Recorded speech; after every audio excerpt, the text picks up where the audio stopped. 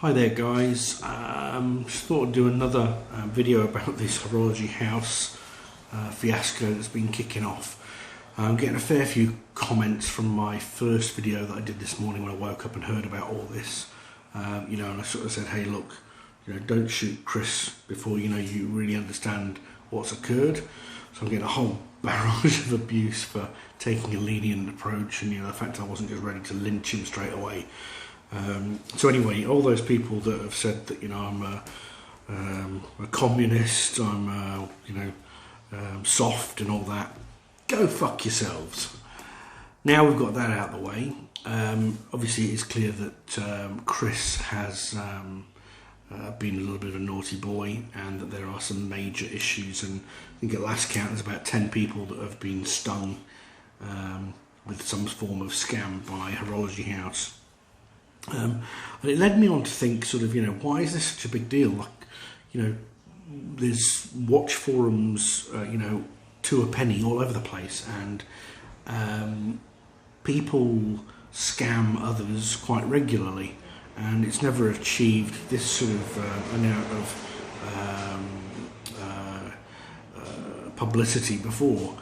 And I think the reason for that is quite simple. It's Chris and Horology House they were a cornerstone of this community in Australia anyway.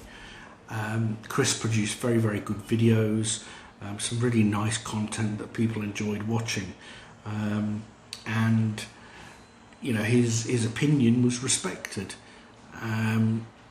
Putting that aside, he also built the Australian Watch Buy Sell Swap forum.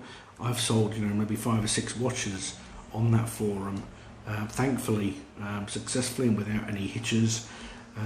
But when somebody who you look at as a cornerstone, or as a leader in this field of hobby watch collecting, or whatever you want to call it, commits a fraud on this scale, you really look at it and go, who can you trust? And I think that's the problem. It's like, that's why it's such a big issue. Is who do we actually trust now?